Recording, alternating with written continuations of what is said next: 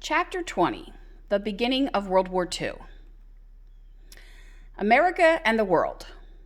The first dictator we're going to talk about is Benito Mussolini from Italy. The next dictator is Joseph Stalin from Russia, which is now known as the Soviet Union.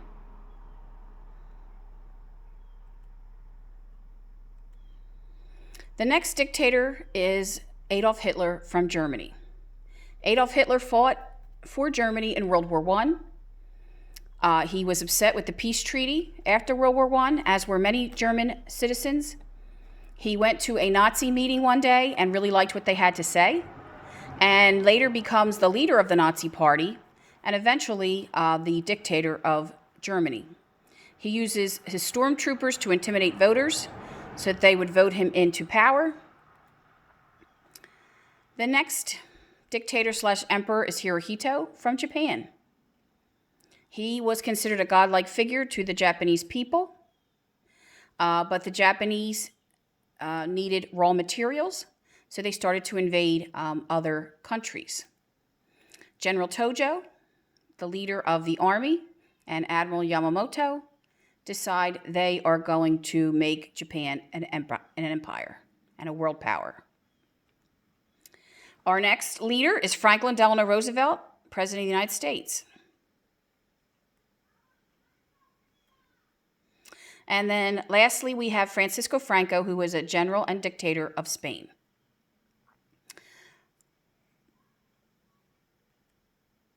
Hitler has to practice some of his military techniques, and he asks Spain if he could practice some of his bombing somewhere in Spain. Since they were having a civil war, and Franco knew there were some cities that did not like him, he actually allowed Hitler's army to practice bombings on one of the cities that were against Franco. And this painting is a painting by Pablo Picasso, and it's kind of disjointed, it's kind of odd, and it shows the horror of that day. Germany, Italy, and Japan become known as the Axis powers. Spain was also part of this, but they didn't actually fight in the war, per se. The U.S. passes something called cash and carry. They will help our allies, which is Russia, Britain, and France, to fight against Germany, but they have to come get the supplies themselves. Eventually, Japan takes over Korea and enforces slave labor and military rule. So World War II begins. Germany began to build up its military, violating the Treaty of Versailles after World War I.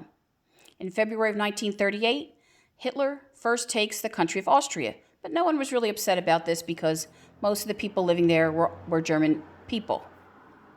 In September of 1938, there is a conference in Munich, and Britain and France agree to appease Hitler to allow him to take the Sudetenland, which is mostly German people.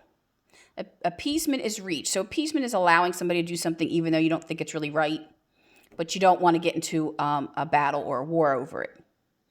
At first, he takes part of Czechoslovakia, and then eventually in March of 1939, Hitler invades all of Czechoslovakia and takes that entire country.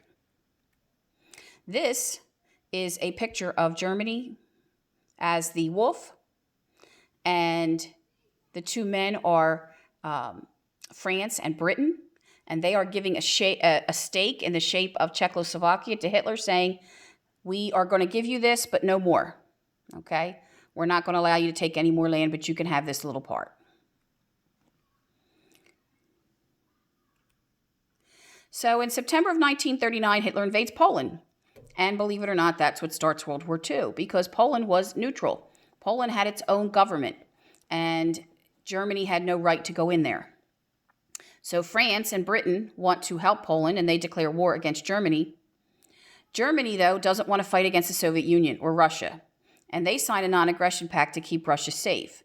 But in the back of Hitler's mind, he knows he's going to invade the Soviet Union one day because he wants to take over the entire Europe. And then eventually Germany takes all the countries close to them, Belgium, Luxembourg, France, and so on. When Hitler gets to France, the British and the French soldiers are fighting him, but they are losing. And so for 3 days, they realize that they have to retreat. And so they retreat as many soldiers as they can back to Great Britain. And they save 338,000 troops from becoming POWs under Germany. In June of 1940, Winston Churchill, Prime Minister of Britain, gives a speech vowing Britain will never surrender. Now I don't know if you can see here, but I'm going to show it to you. There is a body of water that separates France and Germany and Great Britain. It's called the English Channel. So it's very hard for Germany to just they can't walk to Great Britain. They'd have to get in a boat and they'd have to sail over to Great Britain, and then they would leave themselves open to attack, and they probably would lose at this point.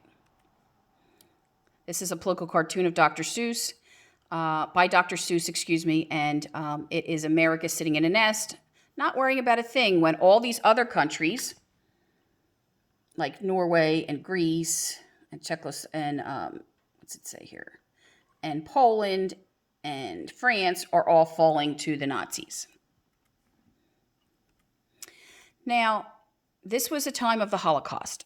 A Holocaust was a time when Hitler decided, and this is not something new, for many thousands of years, the Jewish people have been discriminated against. It's called anti-Semitism.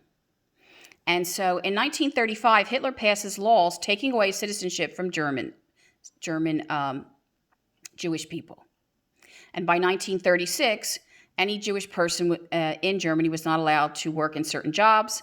And then by 1938, they weren't allowed to practice medicine or law or own a business. Many Jews stayed in Germany believing that, they've been fighting oppression for 2,500 years, and eventually things will have to get better. But unfortunately, it doesn't for a while. In October 27th of 1938, a 17-year-old Jewish refugee who lived in Paris, Herschel Grispan, assassinated a German diplomat. He did this in revenge because his family was killed, along with 12 other Polish Jewish people, by the Nazis.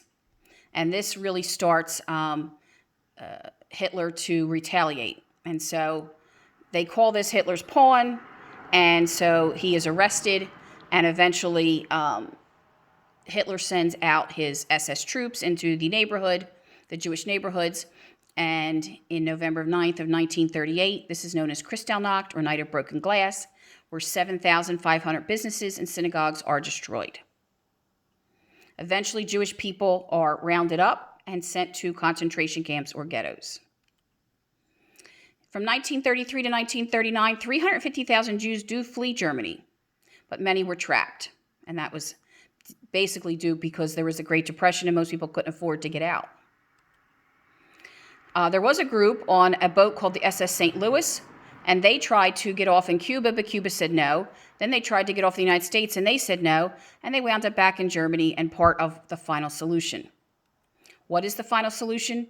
It was Hitler's ideas to exterminate all of the Jewish people in Europe. Steps were taken. First, they would shoot the Jews and put them in mass graves, but that wasn't very efficient.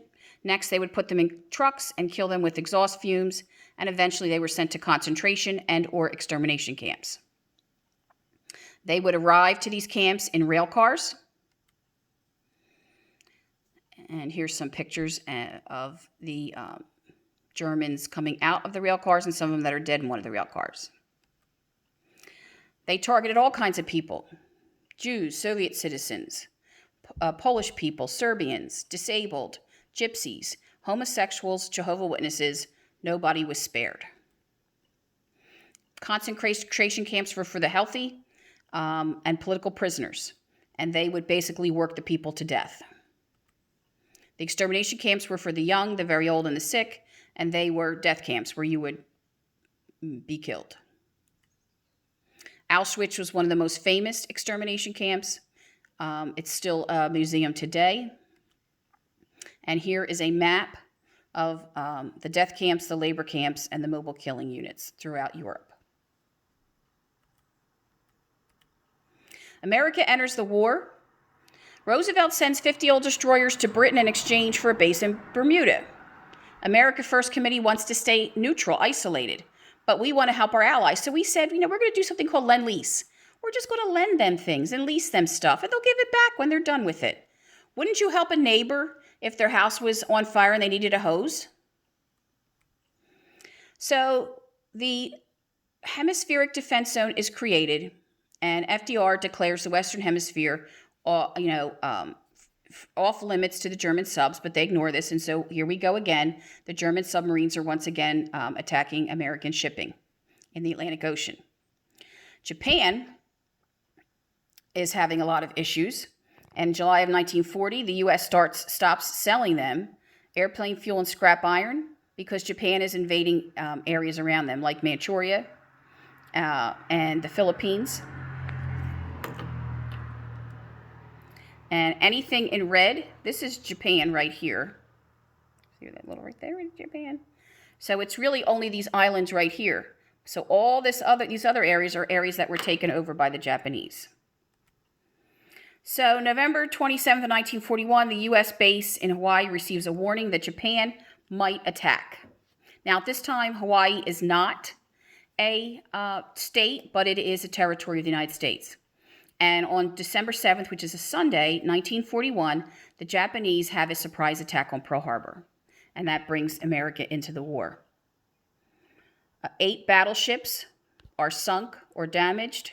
3 cruisers, 4 destroyers, and 6 other vessels. 188 planes are destroyed, and 2,400 people are killed. President Roosevelt calls this a date that will live in infamy. Infamy is it's famous, but for a bad reason. And here is a map of some of the things that were damaged by the Japanese, and here is what Pearl Harbor looks like today. This is the Arizona, which we will talk about in class.